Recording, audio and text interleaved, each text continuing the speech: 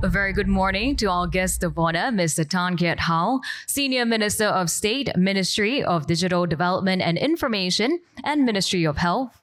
Distinguished guests, ladies and gentlemen, thank you for taking the time to join us here at the Mobile Security Roundtable at the Singapore International Cyber Week 2025. My name is Juliana Yao, and I'm delighted to be your host for this event. So the Mobile Security Roundtable focuses on how we build and protect mobile apps.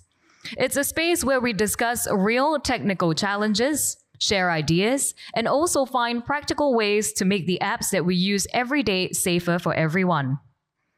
We are really proud to present a distinguished lineup of speakers and panelists consisting of leading app developers, cybersecurity specialists, and industry experts. They will be exploring the gaps that often exist between cybersecurity and mobile app development and discuss how closer collaborations across disciplines can pave the way for more secure innovation. To start us off this morning, it gives me great pleasure to invite Mr. Kiat, Senior Minister of State, Ministry of Digital Development and Information, as well as Ministry of Health, up to the stage to deliver the opening address. SMS Tan, please.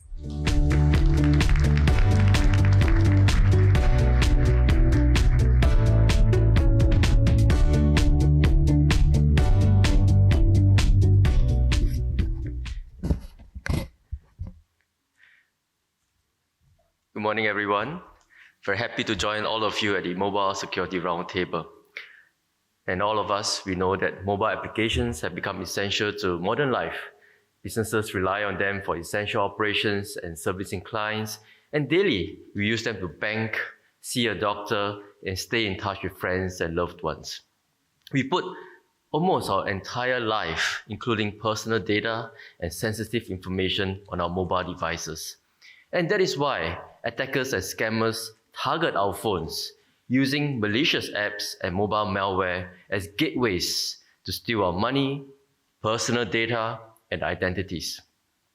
A common method is to trick people into installing harmful apps that looks useful or harmless. And once installed, these apps secretly take control of the phone. They can read messages, steal passwords, and even move money without the owner's knowledge. In the first half of this year, in 2025, malware-enabled scams in Singapore rose sharply by 266% compared to the same period in 2024. Losses totaled about $5.5 million. Victims were often between 50 and 64 years old, and many were first contacted on popular social media platforms such as Facebook and TikTok before being persuaded to download malware that infected their phones. What is particularly striking this year is the way scammers have misused a perfectly legitimate developer tool called the Android Debug Bridge, or ADB.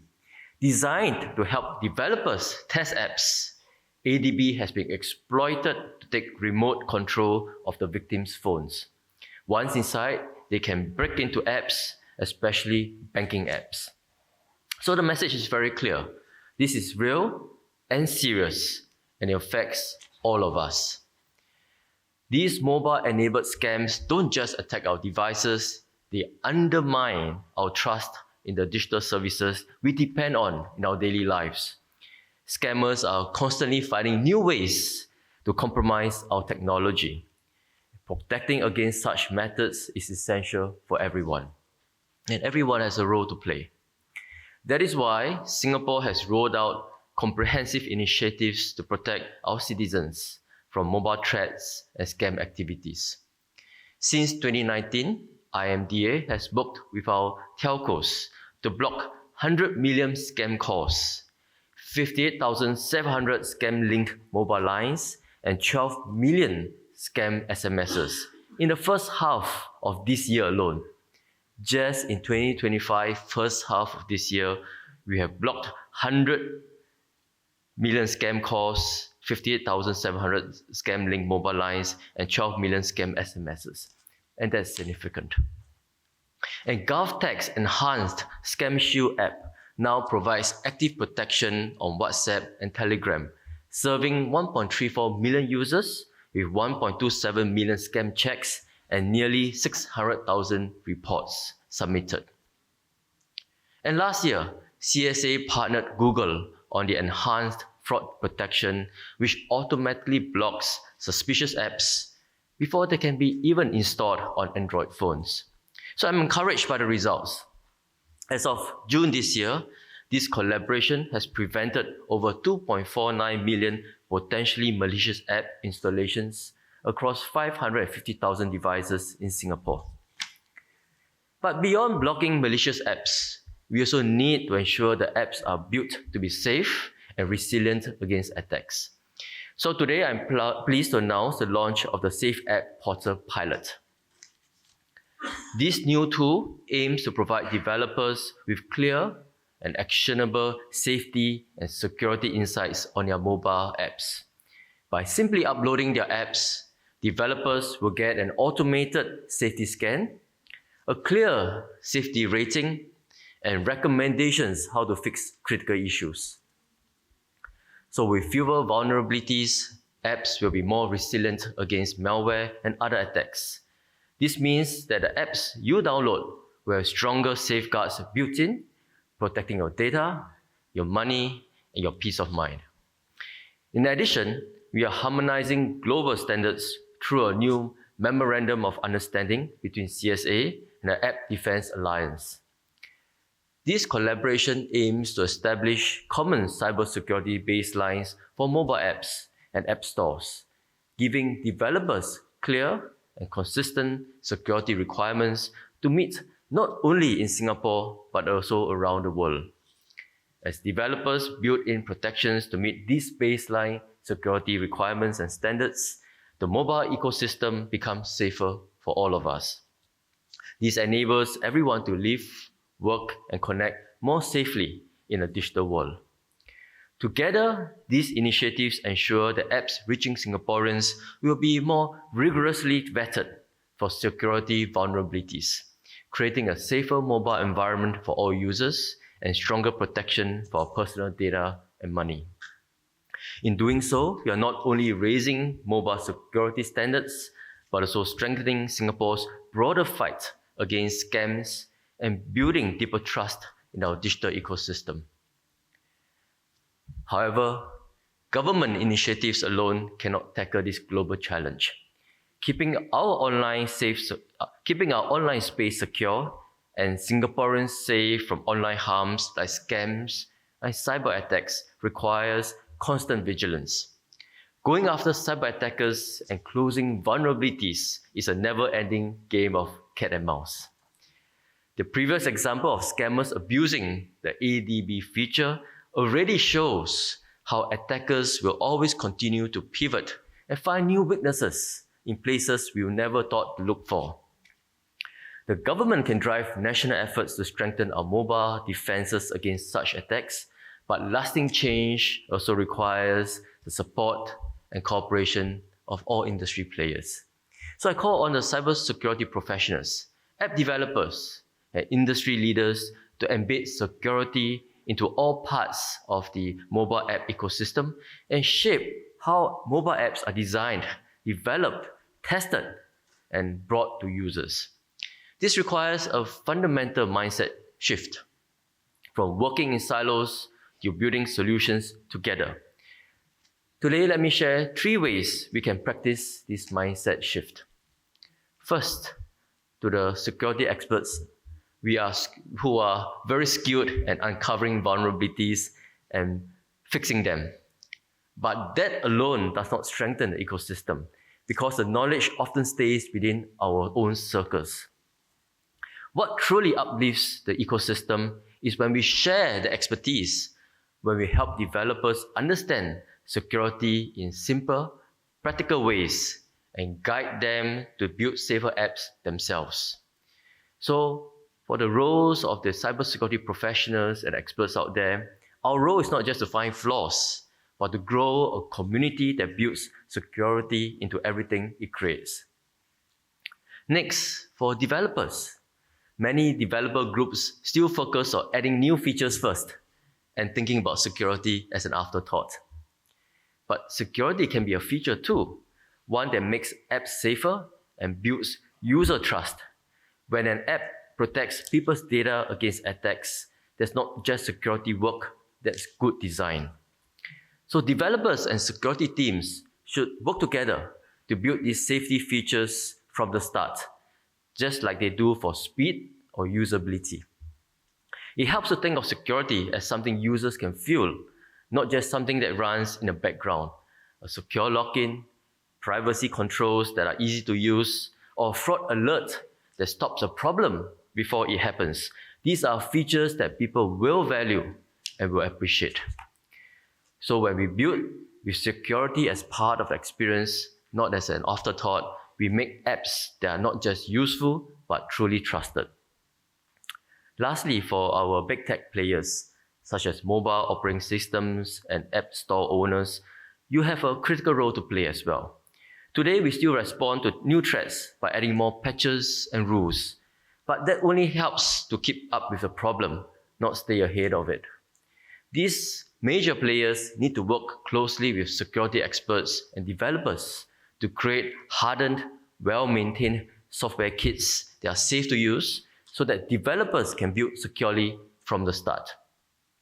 App stores can also feature apps that meet strong security standards, helping users identify and trust safer apps.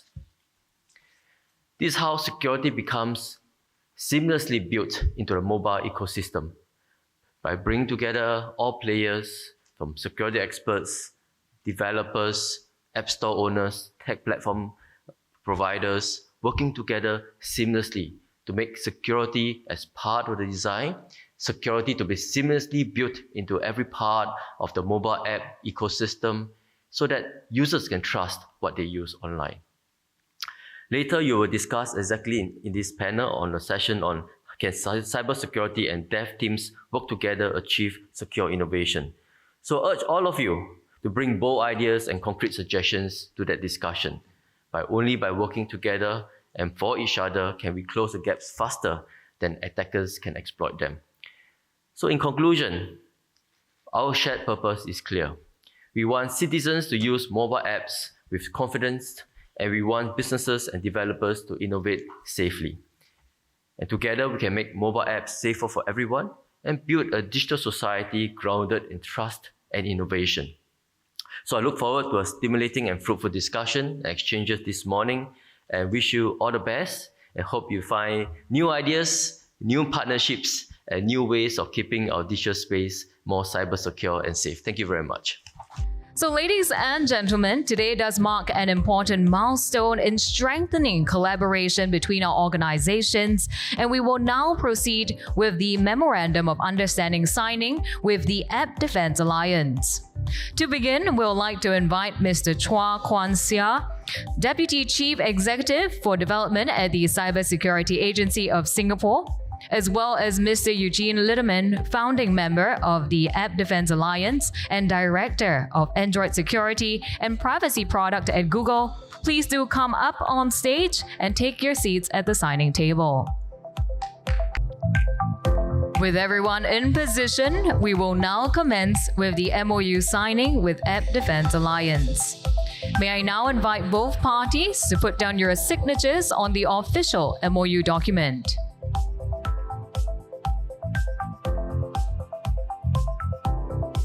Can I now have both parties to exchange folders and to put down both of your signatures such that both documents are endorsed. With that, congratulations to both organizations. Mr. Chua and Mr. Litterman, please remain seated.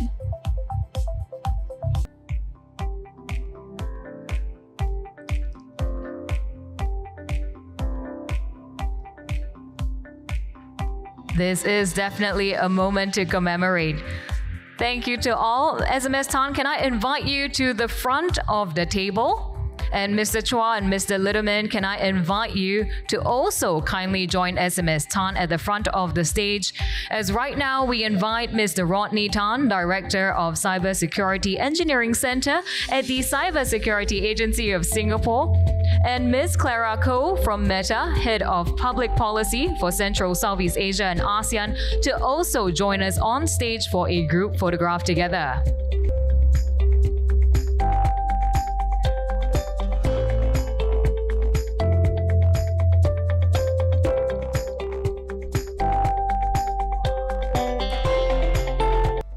For now, it is my pleasure to welcome on stage our moderator for the panel discussion, Ms. Kelly Shortridge, author of Security Chaos Engineering, Sustaining Resilience in Software and System, and Vice President of Security Products at Fastly. Can we give her a big round of applause, please?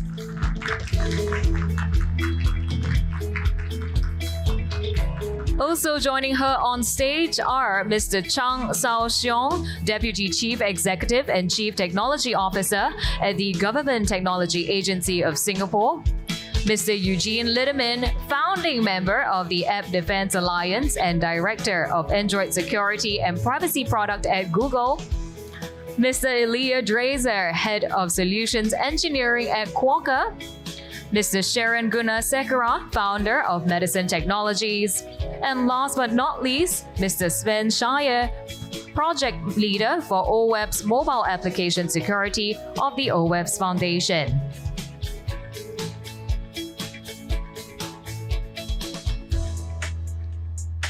With all of our speakers now on stage, I think it's time to hand over the time to you, Ms. Shortridge, so please take it away. Thank you so much. Thank you all for being here today. Please make sure to submit your questions. We want this to be a lively discussion.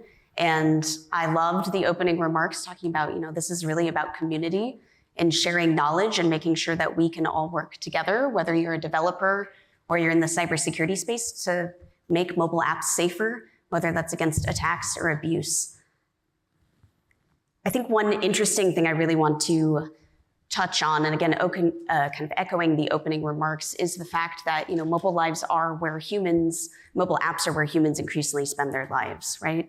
And I think we are all, more aware than most humans out there about the challenges that we face security-wise. But when you think about the elderly or certainly children who maybe don't have technical knowledge and they aren't aware of the cybersecurity issues, it's our job as leaders to help keep them safe. So certainly it's my privilege to be leading this panel. And for a few opening remarks, I think scams certainly are prevalent. We see all sorts of bots out there scraping content, trying to cause all sorts of fraud. We also recently heard Apple, at a conference 2 weeks ago, I had the privilege of attending as well, announced that they're starting to pay $2 million for what's called a zero-click exploit for iOS. So it's all to say there are tons of incentives on the criminal or attacker side to target mobile applications. But equally at the same time, that centricity in our lives of mobile apps also means that organizations want to ship more mobile features than ever. Developers face tons of pressure to be shipping features faster than ever. At the same time, security teams are burdened with, again, how do we keep all of this safe, the more mobile apps and the more features and complexity that we see out there. So I think I'm certainly eager to hear the panelists' take on this today, because the fact of the matter is there's no one answer. There's no proverbial, silver bullet that will solve everything. Again, it's about community and finding strategies that we can experiment with and continue to refine over time to make this work. Now, the roundtable is on secure innovation, and I want to talk a little bit about what that secure innovation means. So some of you may not know the etymology, at least in English, of the word security really culminates in this idea that security is about preserving things we care about, whether that's values like equality, fairness, or it's things, right? In the case of businesses, they want prosperity both now and into the future. So when we talk about secure innovation, it's about preserving our capacity to innovate. And certainly attacks and abuse can jeopardize that. We don't want a world where mobile no longer exists. We can't release any mobile apps. We can't use mobile apps. So we need to figure out a way to kind of on balance have those benefits that we love from this rich mobile ecosystem with, again, having to keep our community safe. I think the potentially spicy part of this panel is the fact that we do have a diverse mix of participants here. Some are from the developer side. They often feel like security is constantly demanding new things of them and showing them all these vulnerabilities that they don't know how to fix. So they feel really overwhelmed, and they also feel additional pressure, again, to be constantly releasing new features faster than ever. On the flip side, we also have security professionals who feel that developers maybe just don't care about security. It's not important enough to them, and they're struggling to make an impact in light of, again, all of these competing pressures and incentives. So again, I'm very honored to moderate this panel today with these esteemed experts who I have the privilege of introducing here. Starting with, of course, Mr. Cheng Xiaoshang, who is Deputy Chief Executive and Chief Technology Officer of Government Technology Agency of Singapore, which he actually has a developer background. We were talking about this before coming up on stage, so I'm very excited for your perspective. We also have Mr. Eugene Lederman, who's, as you saw, founding member of the App Defense Alliance and Director of Android Security and Privacy at Google. We have Mr. Ilya Dreister, Head of Solutions Engineering at Quokka. Mr. Sharon Gunasekera, founder of Madison Technologies. And Mr. Sven Schleier, Project Leader for OWASP Mobile Application Security. I'd love for each of you trying to stick to maybe 1 or 2 sentences at most as an initial prompt so we can all, get to understand their perspectives. What do you think are either the biggest misconceptions or the biggest gaps between security and development teams? We can start with you. I think there is a lot of gap between security and development teams. I don't know why I can do it in 1 sentence though. Probably a maybe lot more. 3. 3 sentences. I think I exceeded my quota, by the way. Anyway, so there's a big gap. Reality is, and the reality is because the gap is that the industry is so wide, and the spectrum of developers is so wide, and the spectrum of cybersecurity people are so wide as well. So the convergence or the interaction between them becomes very convoluted and complicated. So while I think what Kelly said was right in terms of how both sides sometimes think they are against each other, but reality is there are also a lot of people who are working together on this in their journey. So it's kind of nuanced. It's a spectrum. I will try to be concise. That's not a skill that I possess. But I think the big things are a lot of smaller development shops don't actually have dedicated security teams. And so that is a big problem. Second thing is, we were just talking about this before, but security is kind of like not friction, but there's process by design, right? Security about life cycle, secure by design. These are principles you want to follow throughout the life cycle of your development process. And so that does require like rigor upfront. Agile kind of conflicts with that sometimes. The third big thing, of course, is like supply chain is a big issue. A lot of developers don't realize that they're relying on a dozen plus SDKs. Those bring their own baggage and problems. And the last thing I think is AI. Like as somebody who is not a software engineer by design. I cheated in high school C++. I can't believe I'm saying this out loud, but AI is such a good thing. It's good and bad. Vibe coding could introduce risk, but for lack of security teams, maybe AI agents could really help smaller development shops to keep up.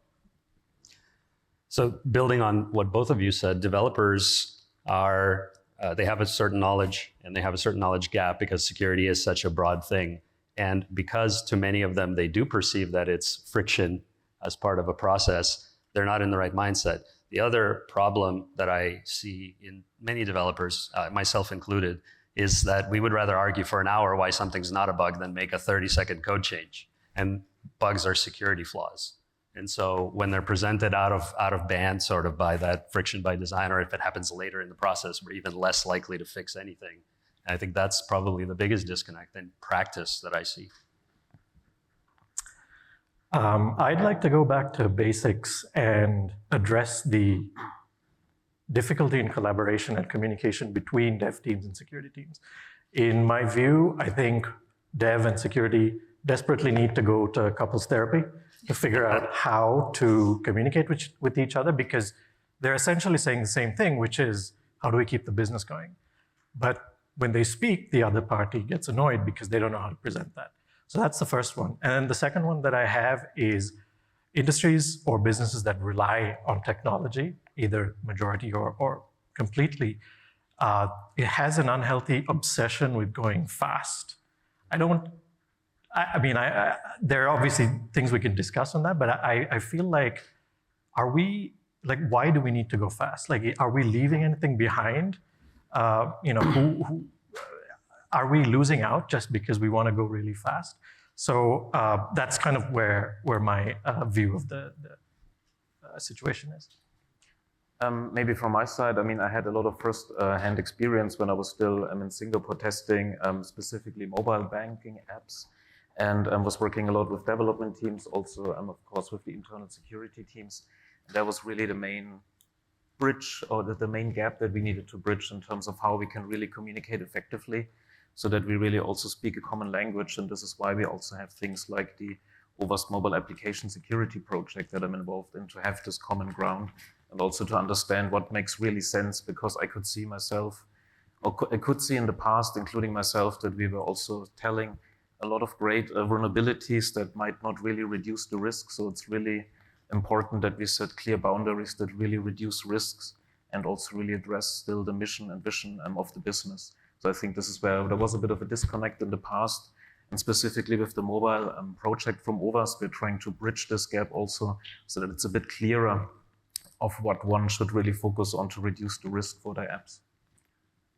I think these are all great thoughts. I actually, Sharon, want to latch on to something you said on couples therapy. Heard it framed as, us versus the problem. Again, not trying to be, he said, she said, and, combative. And I'd be curious whether you have a perspective or someone else does. What have you seen in practice, maybe along the lines of that couples therapy, where you have seen development teams and security teams start to speak that common language and have that healthy mindset? Honestly, I haven't. I haven't, but it's after so many years of experience. If you'd asked me 10 years ago, I was one of those people who would tell you that the developers don't know how to code securely. But looking back, it's painfully obvious that the gap still exists, because I feel like ego is a big thing. Developers are building, and they get very personal and protective about what they build, and they should. And at the same time, security team members are very skilled in going deep and figuring out vulnerabilities. So they have that ego of I really know what I'm doing. I feel like the ego is what really needs to break down. And I think I haven't seen it in practice, and I've put a little bit of thought into it, but I really think it needs a lot more non-technical intervention, shall we say, where we first have to learn as the two teams, what are we doing? We're essentially doing the same thing. Just because I secure the software and the business fails doesn't mean I still have a job. The business needs to run because I got to get paid from the business. So to answer your question, it was a bit of a long rant, but I haven't seen anything yet. There is communication in the form of, okay, here's a report. How do we fix it? The best I've seen is maybe the two teams sit together and kind of go over it, and security will be like, okay, here's where you have to focus, and being a little bit empathetic. But I haven't seen any progress in terms of really sitting down and really understanding that everyone's doing the same thing here. Mr. Xiaoshang, I know you were brought in by the government to represent developers, so I'm assuming this is part of your mandate to navigate this. I'm curious what you think. Yeah, I sort of agree. I think it's like, how do you find the perfect development team? There's no such thing, right? It's always going to be, nuance. There will be different types of developers in the team. There will be different types of security engineers in the team. And so it's really about how we try to go for the end goal, the objective for what we're trying to achieve, right? So I do agree with Gunnar, who talked about it earlier on. But I think it's achievable, because at the end of the day, it's really talking about do we really have two separate roles today? Which we do, right? We do. But does it need to be two separate roles? Because like in software engineering, it used to be that you have specialized roles. You have like mobile engineer, backend engineer, front-end engineer, DevOps engineer, quality engineers, like all engineers, they are engineers. But in reality they are all also software engineers. And it's just different phases of your work that you do different things. And so what I'm trying to do, at least in GovTech, is we're trying to consolidate some of these roles such that people do not think too deeply into exactly what they do. They could specialize. I could have a particular capability which I'm better at developing apps. But you're not just only developing apps. You're also looking at other aspects of things. Like, for example, as you're doing development, you will also do testing as well. Testing is not just the domain of the quality engineer, right? And so I think if we grow along these lines, we could end up also having cybersecurity engineers as part of the mix. And security is also part of what we do as well. So you don't really differentiate between two different roles, and hopefully eventually these things can converge. I think that convergence is interesting because that's certainly something we saw with the DevOps movement as well, which I'd argue is culminated in the concept of platform engineering. And I think in that vein of having ownership over not just quality, I would argue security is a part of quality, certainly. I know, Sven, you mentioned thinking through what is most relevant, I think, to developers. And I'm curious what you think about considering software vulnerabilities as part of that development lifecycle and how you've seen it play out as a part of either testing or quality. So the thing is that for the whole development process, we have a lot of different tools. We were just saying about DevOps pipelines. And the thing is, using tools and just generating some vulnerabilities is, of course, pretty easy. But the thing is that setting proper guardrails around it and really make it usable, this is, I think, which is the most difficult part that we still have. And what I could see, at least for some development teams, that is where it's working out a little bit better, is to take a step back and really go at the beginning, already at the start, when you have your UI screens, and think about security there already, to really have the threats identified, where things like the MASVS or project or the MASTG can also help, so that it's clear what is really a threat and how do I really need to mitigate this, or maybe even prevent it. Because I can also see that many times mobile apps have maybe over-engineered security controls that they might not need, because there is not such a risk, which makes just the development more complicated, the testing more tedious for QA testers, for pen testers. So I think if you really sit down from the start and understand who's actually the threat actors that I really need to address, and then I really need to take into account, and then have the proper controls on it, then just introducing some kind of SDK that might be super complicated to implement. It might reduce reduce some attacks, but that are not really a concern of it for me, then this is something that would need to be considered first. So what I want to say, threat modeling is something that can really be done from the start, and that can be really helpful then along the way, because then this really shapes your path that you need to do, and this really shapes then also the technical controls that you might want to implement, and not just throw in tools and technical controls without even having considered what I actually want to mitigate with this. I think that's an excellent point, where in some sense, security teams that succeed, because I was a little surprised by the answers, because I have seen that collaboration succeed in practice in the language. So that's something we could talk about maybe after the panel.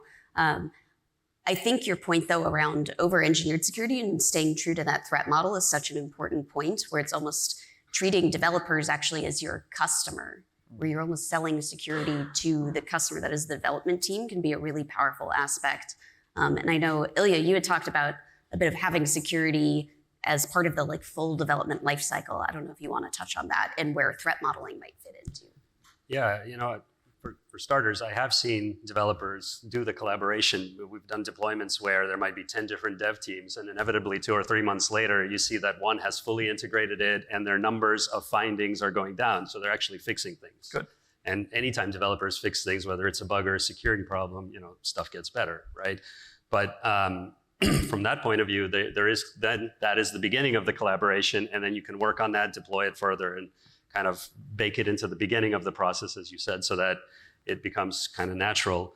But from an over-engineering point of view, I also agree that a lot of the solutions are not necessarily the right tool for the job, right? When you're holding a hammer, everything looks like a nail, and that's not always the right approach either. So when you quantify the risk of each of these things, then you can have an intelligent process built around that. And some of the more successful, we're a tools vendor, so of course from that point of view, we're looking at what are the most successful outcomes after a year or two of implementing a particular tool. And they're never siloed, right? It's never just, they use the tool and that's the only thing they do and it magically fixes everything. No, when it becomes part of that process and you're putting it all together, then the tools are tools. They're useful in themselves. And then as part of a process, that's where you get the real value. I think there's an interesting kind of implicit point in there about removing friction in the way of using security tools.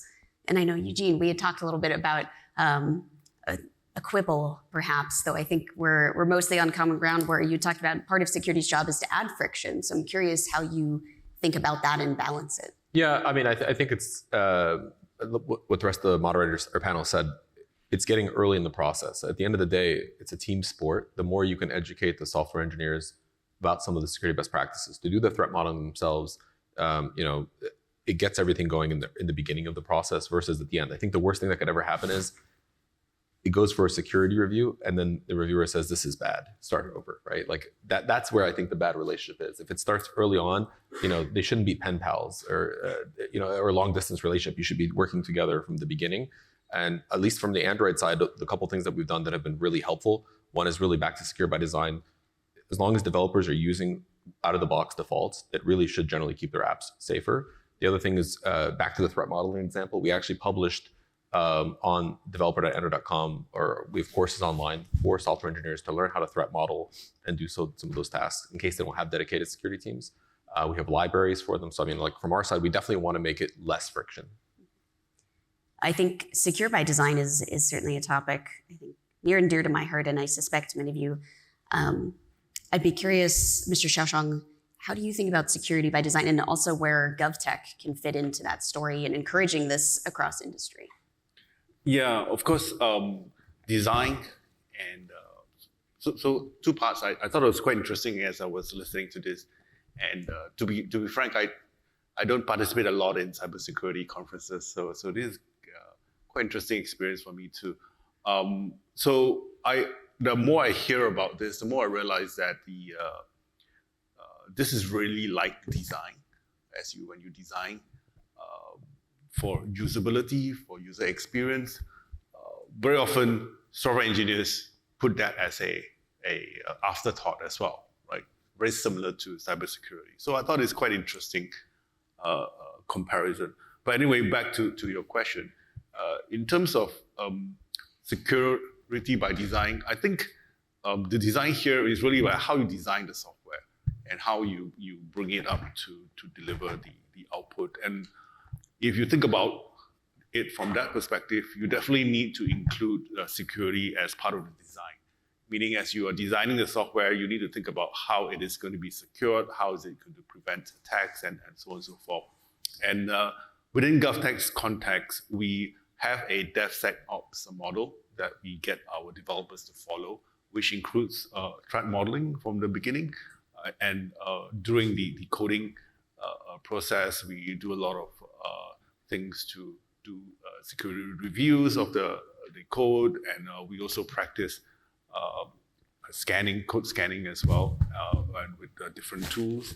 And then at the end of the day, we do penetration tests and other kinds of activities as well. So in that model, we do follow all of these steps, and we try to practice as much as possible. But as I talk about it, right, that is like the model, and there's no perfect model, and it really depends on how the different teams follow the particular model, right? And it's about how we are able to try to drive more of these practices. But it's not just these practices, obviously, it's all the other practices as well. Like, for example, we try to, this is a little bit off topic, but we try to drive usability for the disabled within our applications. And that is, again, often something that is put in as an afterthought, right? And we do provide tools and so on to enable our developers to create software that is more friendly to disabled. But they don't often use these tools, and we need to do some kind of audit at the end of the day to make sure they are, right? So similarly, I think very similar to the case in cybersecurity, we try to do the same thing as well, but we do the usual VAPT to try to actually capture some of these issues.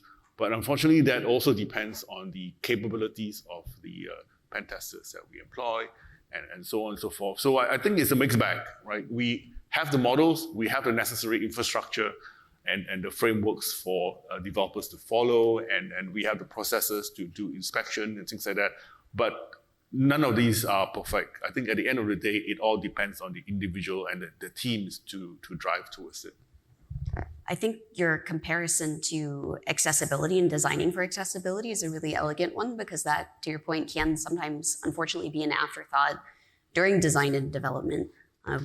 And as you said, it's certainly uneven across companies and organizations and how they prioritize it. So maybe Sharon, I know that before the panel, you had been talking a bit about ecosystem-wide changes and maybe some of the tools that could be effective in shaping that. So I don't know if you want to chime in. Thoughts on that? A little bit towards Ilya's point as well about tools. Tools are absolutely essential. Since the dawn of time as human beings, we've been developing tools to make our lives easier, to do things quicker. I'm not denying that. Where I have, I guess, a concern is how we use those tools. So as an example, let's say a developer has a static analysis code, a tool built into his IDE. He's writing some code and he writes some insecure code, and there's a red squiggly line underneath that tells him it's insecure. Similarly, when that happens, usually the tools will tell you, okay, you got to fix this. So he can just copy paste it or just click a button and fix the problem. And he can go about his day. And maybe he's got pressures to deliver the tickets in his backlog or whatever for that sprint. And he doesn't think about it. He doesn't think why I just wrote that code. The tool told me to fix it, so I fixed it. I just clicked a button and I fixed it. I think that's a gap. That's something we could really do better on in terms of empowering the developer, having discussions around that together with the security team as to why, well, not why, but how writing insecure code can affect things down the line. Things like assuming your app is going to be breached all the time, right? I think that's a given. I don't think there's ever a way to write completely secure code or a secure app. You have to assume your app's going to be breached, and then what are you going to do after that happens? How are you going to contain that breach? Are you going to let it just trickle down all the way, or are you going to stop it at that point? I think all of these discussions need to be had along with tool use. So tools help us move fast, but at the same time, I think we can do better in bridging that gap between dev and security and teaching them why you use this tool. What are you actually fixing, or helping thought around that? Because you could have a situation where that developer who used the static analysis tool leaves, and then he goes to another company which doesn't have a budget to afford that. And then he just continues writing his code insecurely. And he hasn't necessarily learned anything on how to write secure code. Your point about budgets, I think, is an important one, because it's not to pick on someone like Google. I have a lot of respect, but Eugene, Google has a lot of money to spend on security, of course. I'm curious, you brought up also the notion of resource-constrained teams, and especially in some organizations, they don't even have a security team. How should development teams think about security, and where to prioritize the finite budget they do have then? Yeah, I mean, I think from our side, like I said, as an OS, our whole goal is to make it easier for developers to do things, right? The secure by default. So the example is like TLS by default, right? That's an Android feature for any app. They have to literally opt out. One of the big things we see with developers is they'll try to roll their own crypto, or go on Stack Overflow for feedback, and it tends to be the wrong thing. So we definitely try to provide a lot of guidance. We actually leverage OWASP. We partner with Sven and his co-leader Carlos on on source.android.com providing the OWASP best practices. So the goal from our side, educate developers, give them free tooling, right? I mentioned before, we have actual, we call it Jetpack libraries, but like to make their lives a lot easier as much as possible. And I think that the most important thing about security in general, it's not friction. I take it back what I said earlier. It should be like a theme, an ongoing theme. It's something that they can differentiate at, and show that they go above and beyond, and something they can distinguish with. So making it easy for them to take advantage of that, I think can help motivate. And then it gets interesting about, and I'm sure we'll talk about later, some of the badging or regulatory aspects of it, which really will incentivize them to kind of go above and beyond. I think the idea of security as a differentiator is an interesting one and goes back to my own remarks earlier, where realistically developers are facing a ton of pressure. Maybe some of you are facing pressure to help your company differentiate through software. And so maybe security is not number one through that lens. However, use security as a differentiator, that's maybe an elegant way to get around that.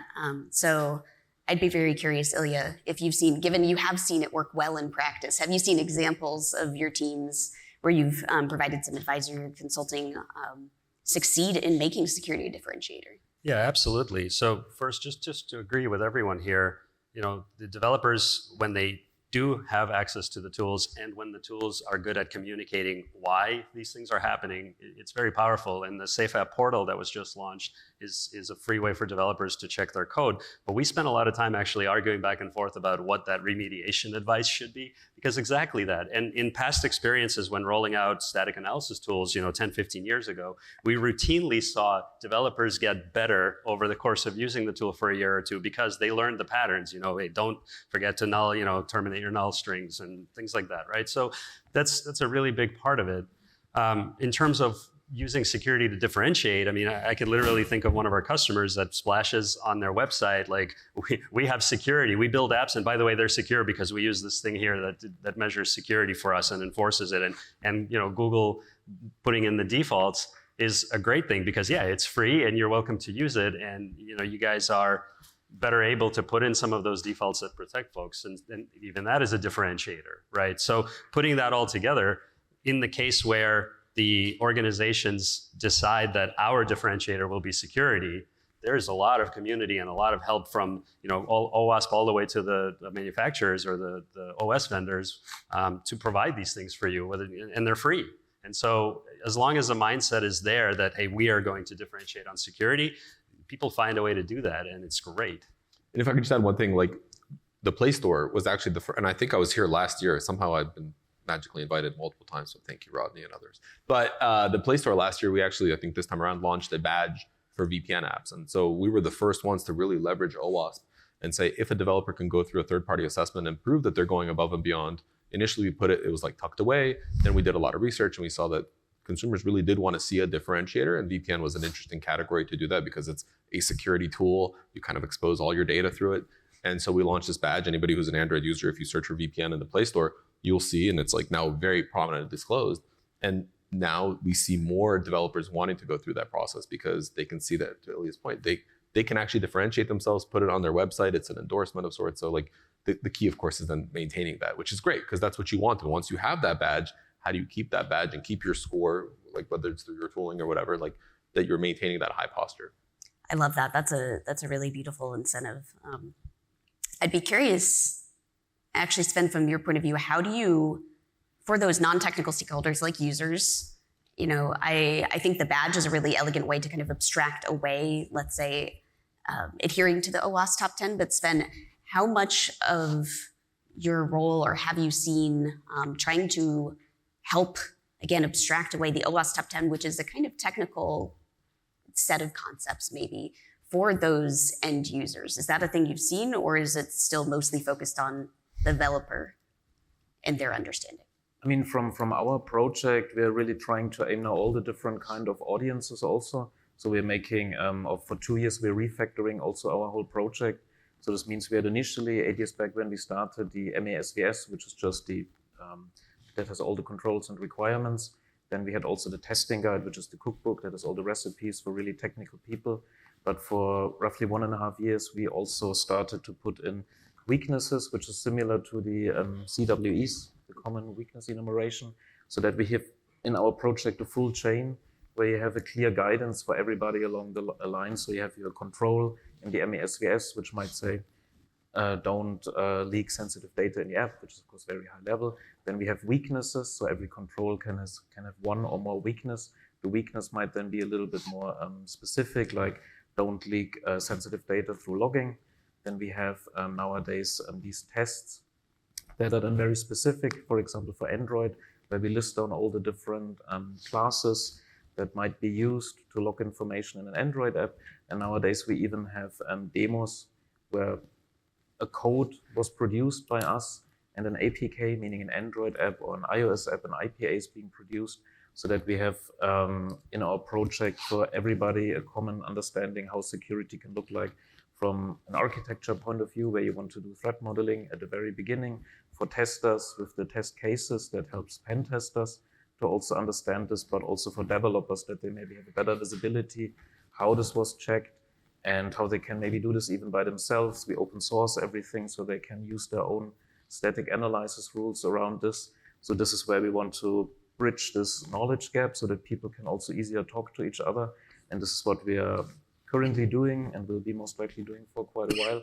And in this project, as the landscape is of course ever changing, but we want to have the structure, which I think is also pretty unique in the open source space, that we have this end-to-end, this 10,000 feet view, where we are very high level, and then we can go down deeper and deeper till the actual technical test cases, so that there should be something for everybody along the way.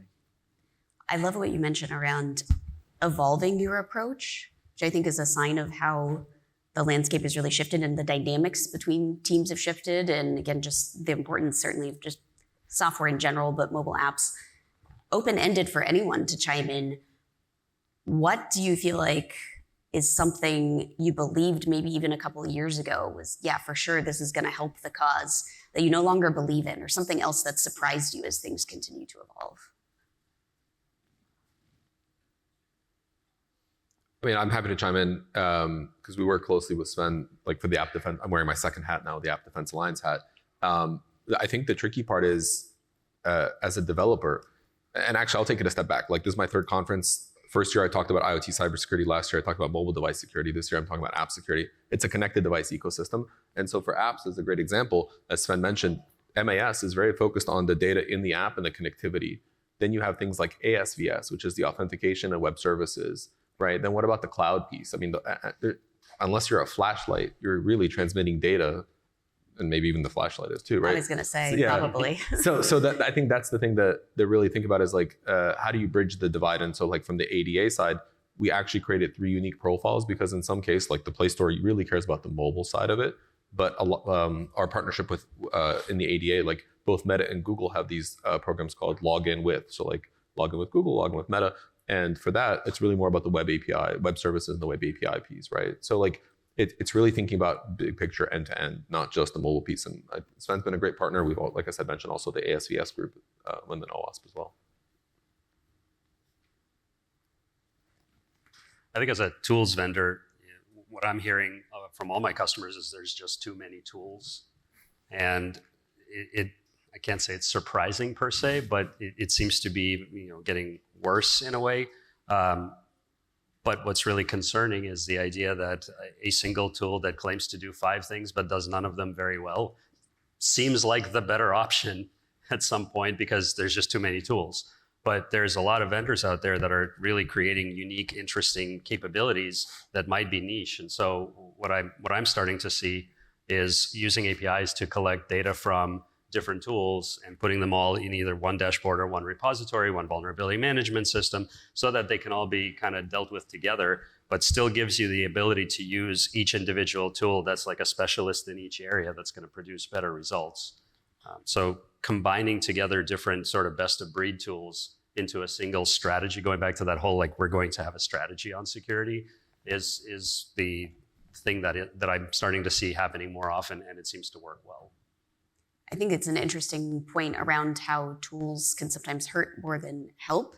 I'd be curious, either Mr. Xiaoshang or anyone, on the flip side, there are also standards where you can implement either some policy or some sort of standard those can also have downsides. So I'm curious what you think about that, or anyone else who wants to chime in with. I can speak a little bit about it. I think in general, standards and policies and regulations and so on, they do drive certain level of capabilities or competency, be it cybersecurity or anything else. But at the same time, it also breeds complacency, because once you think that, hey, you know what, I achieved this level, I'm secure, right? But reality is you're not. Just like anything else, right? You think that if you achieve this, then you're all good. Like, you know, you got a university degree and then you're set for life. You're an expert because you're gonna forever. get a job, Right. and stuff like that. The reality is not, because you need to keep going on and on. And I think setting standards is good to uplift a lot of people, but up to a certain level, right? Because then the mindset comes in, and you do need to make people understand that. But that, of course, also takes a level of maturity and experience as well. If I could just add, I think standards are a great path to follow, but it really comes into the details, because like as a developer, you know, there are a set of principles, and the tricky part is like, what are the actual best practices to follow to meet the standard? It's also a question of proactive versus reactive. If you follow standards, there's less likelihood that you will introduce a vulnerability, or, you know, you kind of preemptively come up with a way to mitigate that. So you kind of need both. You need the standards, you still need the tooling and the testing after the fact. But what's interesting about standards that I have found is it starts with the principle, then it creates a standard, then you have to define a test specification, and then you need like very binary pass-fail. And that's the one thing we worked very closely with Sven and Carlos from the MAS leadership team, is taking their requirements and working with a bunch of labs to actually define like, here's how you will test this step by step. And this is what pass means. This is what fail means. These are the artifacts that a developer needs to provide for an assessment, so you have consistent outcomes. And I think that's the most important thing, is like, it's this whole thing end to end. It's like the standard itself on its own, it's great, but it could be interpreted many different ways. Yes, exactly. I mean, the things we have, of course, the standard, but the thing is that not a developer or security team should not follow every single control in there, because this might not be helpful. Because this brings me back to the threat modeling, which anyway I already mentioned earlier. You should maybe fuel the threat modeling process so that you are aware of what can happen. But the question is always, does this really make sense now in the context of my app? So that you at least have some guideline through the MES, through such a standard. And this should be the starting point, not just blindly adopt all of this, because then you might, again, over-engineering things and might make the development process just more complicated than it might actually need to be. Because the question is always, what are the risks and threats I should really be aware of? So it's more like a baseline also, that you have the things to start with, and then you just pick the ones that you need to, and then of course the other regulations that you might anyway have. We cannot have all the different things in the OWASP standard, for example. There's a lot of local or maybe regulation in the industry that one is working with that anyway need to be added. Sharon, I'm curious from your perspective. Yeah, to Consultant. piggyback off of that, my view is standards are important, but who's picking the standards? Typically, you'll find maybe leadership and cybersecurity teams will pick the standards and then hand it down. I think it should be a joint effort with the team, the dev team as well. And Sven mentioned something very important, because you don't have to implement the whole standard, because it's very specific to your own business case. So you sit together with the development team or the engineering teams, and then you pick the standards, or you agree upon what you're going to implement and what you're not. Because then it becomes a cohesive effort versus, oh, the security team's given us the standard, now we got to implement this. We don't understand it, but we're just going to do it because we're pressed for time, and we got to do this standard now. So that's my view. Standards are absolutely useful. However, how it's picked and who picks it, I think that should be a little bit more collaborative.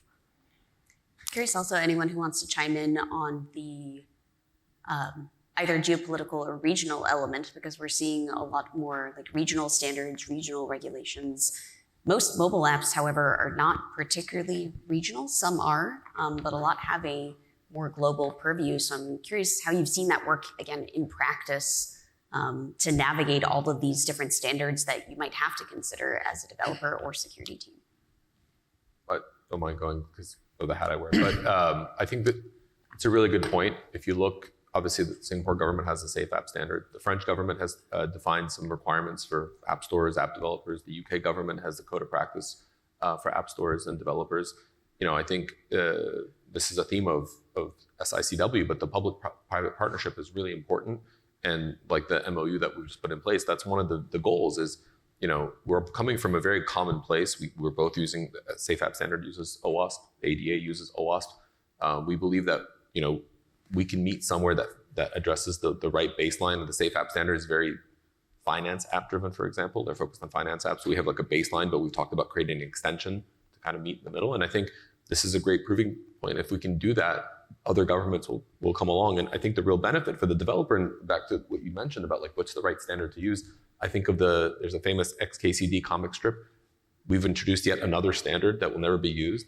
And I think that's the really important thing is if industry and public sector come together, align and cover like 80 to 90% of what they really want, developers will be keen as well. And that's the best part is like if a developer sees, hey, not only will I get a badge in the Play Store, but now I comply with the Safe App Standard, potentially in the future with the EU and the Cyber Resilience Act, all of a sudden there's more incentive for them to do that. And it's a win for everybody. And also for the App Defense Alliance, for example, it's good that we are starting to have these kind of gates that are based on standards, that a minimum amount of security controls need to be there before you can actually publish your app, because that's the very first starting point where we can then just increase the amount of test cases that will be done in the future and to at least have some baseline in place. And it's great that the OWASP project, for example, is the baseline for that. There's also assurance levels. That was the one thing I forgot. Like not everybody can afford to go through a pen test, right? Or like, so, one thing that we thought about was like, can we do like an opportunity for a developer to self-declare, no cost, just kind of Scout's honor, I promise. But then now they have a target on their back. If they're lying, they're going to get called out, or maybe they'll do like a verified self-attest where they'll do the legwork and then a lab just does an audit, or the lab does it. So like having that cost flexibility, even if you're a smaller developer who can't afford to do the full thing, it doesn't mean you can't go out and say, I've done this and I've proven it at a lower cost. I've seen a very interesting reality when working with very large customers, especially in finance, which have locations across the world, compared to working with, say, a local bank entity in a certain country. The bank in a country is going to only look at the regulations that they absolutely have to by law in their country. But the larger banks, that even though they still have disparate different developer teams, but a centralized security team, they take a superset of all the standards across all of their regions and then kind of apply it across the entire ecosystem of their apps. And so suddenly they're actually, now in order to do it right, they do have to agree on which parts of which standard are relevant. So they do have to go through that mapping exercise. But when they do, it's almost magic because every single banking app across the world is going to get the benefit of all the standards from all the different countries. I think you all raised great points. It actually aligns with, thank you everyone for submitting lots of good questions. There's a great question here that I think completely echoes what we just talked about, which is, do you think we need more transparency? It should be showing up on the screen. Oh, maybe not. Let me try this one again. Okay. Well, it was essentially, do you think that we need more transparency, whether that is things like certifications, or I know the person had asked about the concept of like a security nutrition label. Curious for anyone's reactions to that idea. There we go. And I'll go first. I actually had a presentation on this at a different conference last year. I wrote, can security be nutritious? Because of that exact reason. Nobody can read a 100-page report, and especially for a consumer. So, I think Singapore has done a great job with the cybersecurity labeling scheme, at least for IoT devices. It'll be interesting to see what they're working on with you guys on a score. So I definitely think that's a value add.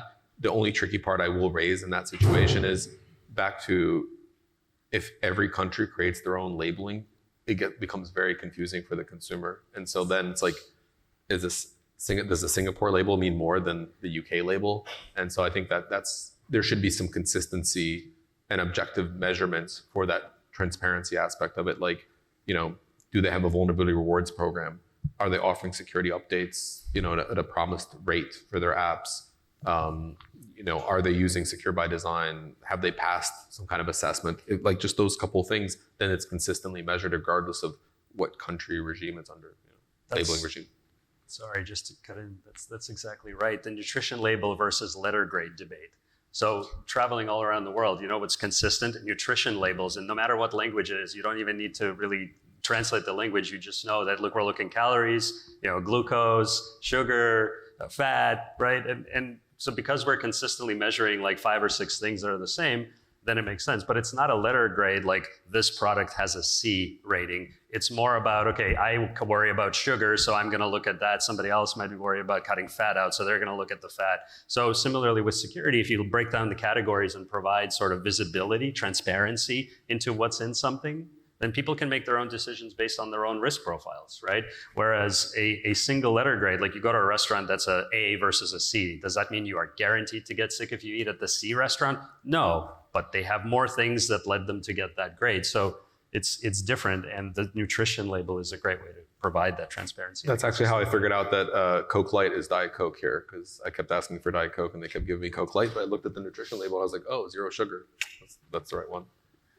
No, I don't think Coke would be happy with you saying that. I'm sure it's patented. Go ahead. To add maybe to this, I mean, what is really key is also the transparency in terms of data, because the thing is that at the moment it's self-attestation, for example, for the App Store and also for the Play Store, which is a very good start to at least have an understanding what data at rest is actually being used by the app, what data is being sent to maybe some APIs. And this is very much needed because there's simply so much data nowadays that is going left and right to so many different third parties also, so that we have really good understanding what kind of data is being processed by the app, what data is stored in the app, what is it sent to, where is it sent to, and also even an SBOM, for example. So also vendors know what kind of SDKs and other software might already be within this app. So there can definitely be more transparency also in the future for this. I'm a bit on the fence on the nutrition labels because at the end of the day, you're communicating trust. So it's a case of, hey, these guys play fast and loose with my data. Do I want to trust them or not? Right? To me, I don't see either the good or the bad in it. I'm still on the fence. I'm trying to figure that out. But to me, when I boil it down, it's a case of saying, this is the level of trust I place in this app, and I'll still use it even if it doesn't score a high score, for instance. So I don't know about that yet. I'm actually, there's another question I feel like is slightly related to this in terms of, it's a bit fraught. Let me get it on the screen, which is I feel like ever since I joined the industry a long time ago, it's always been the question of how do we train the youth, the future of secure development. So Mr. Xiaoshang, I'd be very curious for you to start with your answer on, from GovTech's perspective, where does education fit into this? Yeah, I think it is something to do with the entire industry actually, because we call ourselves software engineers, but if you talk to other engineers, they would think differently, right? Oh, absolutely. Because, you know what I mean. So I think in the industry, developers are not really so much uniform. There's a lot of training, but it's training on how to execute on delivering end goals. It's not so much on the other side things. For example, I don't see any training that is really talking about design per se, right? But so there is, but the design is for designers. Right? Same thing is cybersecurity training is for cybersecurity engineers, not really for developers. So I think that there is definitely a gap here. But again, like with many things, gaps can be filled, but how do we make sure that the gaps are properly filled? I think that is the big question. Just like a lot of the other things, including the nutrition label thing. Obviously, we could slap on nutrition label. Obviously, nutrition labels here in this sense is a good thing. It's not a bad thing. But then how do we ensure is what is said is the correct thing, right? Or even like, is no one lying here? So I think the assurance of the training, the assurance of the capabilities is not something that exists in the industry. And it's actually quite hard. I personally tried to do something about it some time back, but I failed because I think it's very hard to get developers to accept that there must be a level of responsibility for what you Yes. produce, right? Yeah. Because I think developers say, hey, I'm just writing software, Yeah. without having the thinking about my software actually impacts public safety. It has sort of downstream impact on lives, and real people can get hurt by it, right? I don't think that is pervasive in the industry, and I've been in the industry for 30 years. It's very hard to get people to understand this. Yeah, to build on top of that, I'll go back to my first point of going fast. We really want to move fast. So we build layers of abstraction on top of the fundamentals. And so developers these days only need to learn what they need to deliver whatever ticket they're working on. There's no inherent desire to figure out like, hey, how does a TCP three-way handshake work, right? Like maybe you learn that in cybersecurity, but you don't necessarily learn that as a developer because you just download a bunch of third-party libraries and you're good to go. So I agree with you in terms of it has to be something that the developers themselves also want to do and figure out. And then it's really not such a dark or mystic art. It's just learning the basics, just drilling deep, learning how memory works. Like in these days, you have memory managed languages. You don't need to worry about what's on the stack, what's on the heap, etc. So, you just don't think about it and you just write your code. You wonder at some point when you hit scale, oh, why is it slow? Then you maybe dig deep, right? Or you don't. You figure out something else to patch the symptom. I think there are a few interesting comparisons I can think of to other industries where maybe asking a lot for developers to understand how memory works. I think very few people can articulate how even just, like a NOR gate works at an actual electrical level. It depends how far we want to go down, right? But this is a great segue into, I think, what will be our final question, which is a spicy one, which is how I always love ending them, which is, it comes on the screen shortly.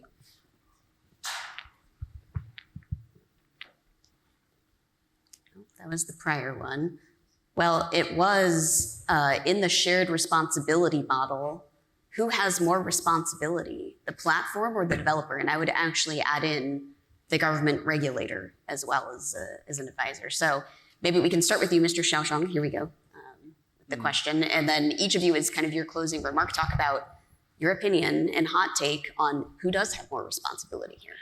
Yeah, so I mean, this is purely personal opinion, right? We call it a shared responsibility model. So obviously, it's supposed to be shared. Right? And of course, the question is like, who has more responsibility? Is it 90%, 10%, 70, 30, or is it 50-50? I personally think it's 50-50.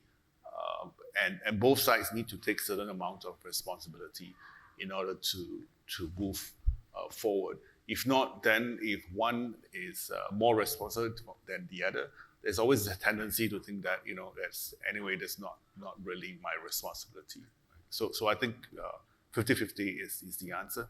On regulator, the point about pushing this to the platform and developers is that the regulators or the government do not take 100% sometimes, and also do not get to be the only party that's deciding. I think getting the involved parties involved is important, and in the shared responsibility model, that's what we're trying to do. Yeah, I think this is a great question. Similar question came up last year, actually, and at the end of the day, there's one thing that we all have in common. For example, the Singapore government, it's their citizens. For Android, it's our users. For the app developer, like a banking app, it's their users. And so, we all need to do the right thing, whether it's education for the consumer to make sure they're making the right choice. As a platform provider, as an OS provider, my goal is to be secure by design and give developer tools. So like on Android, for example, we have things like the Play Integrity API. So a developer can use that. It's a free API, and they can see if there's any malware on the device, if any apps are abusing certain permissions, so they can be more resilient and protect themselves. But the tricky part there is, because of the shared responsibility, developer does sometimes have to make choices either where they're going against the default setting, which is introducing risk, or they're taking on additional features to protect the user that are available for free, but like they're available, they just need to use them. So I couldn't put a number on each of these. It'd be a good survey question for general consumers, but I would say it's, like we just mentioned, it's kind of a split responsibility. I prefer when you do give a number, because then, that makes it more exciting for the audience, but I'll give you a pass. Ilya, what do you think? Yeah, look at it like an auto accident where they're trying to figure out who has how much responsibility for the accident, right? And each driver is balancing driving safely versus getting there fast. We got to go fast. Yep. But who is responsible? Well, I'm only driving the car that I'm in, right? So ultimately, I'm responsible to do everything I can to be safe and get my mission accomplished. And that's how I see this exactly. If you're writing software as a developer, it is 100% your responsibility to write secure software. The platform, the regulator is giving you that additional security, that's a bonus. If you're writing software, you are 100% responsible. Sven, do you agree? That's definitely true, but of course it needs to be available from the platform. So of course the platform always needs to figure out ways that we have a lot of abstraction, so that they can just use classes and methods in the most easy way, so that there's no need to reinvent the wheel. So it's of course on both sides, but at the end of the day, as long as they are available, it's of course 100% responsibility from the developer to use it properly, then also in their context, but it needs to be there. I just want to thank all of our panelists today. Thank you for sharing your wisdom. I think if I certainly had to summarize, and this way you all can, for people who weren't in the room now, you can sound smart to them, when you get drinks and lunch after. We do have to try to make it easier for developers to understand, to make it so they don't have to have PhDs to know how to fix things. It's certainly that developers do need to feel a sense of responsibility, of course, and treat it as part of quality or testing, certainly. And it seems like tools will not save us, standards will not save us. It's realistically going to be a blend of different strategies, which is the way that we can protect the mobile ecosystem, which it does seem like really thinking about it as an ecosystem where it's not just about the device, not just about the app or the data or even the user behaviors, but thinking about how it all works together. That is really key. So I think there's a lot of work to do ahead. It's a very exciting time. I think some of the innovations that you all mentioned are worth watching. And I would love for you all, if you do have any remaining questions or disagree with any of us, come up to us afterwards and we can chat. The only thing I was going to say is, don't worry, AI is going to save us. But that will be a panel conversation for next year. Yes. So you got to come back. Yeah, maybe AI will just be having the conversation up here rather than us. Definitely not. All right, let's give a good round of applause for our panelists. Thank you. And thank you to all of you for asking such great questions.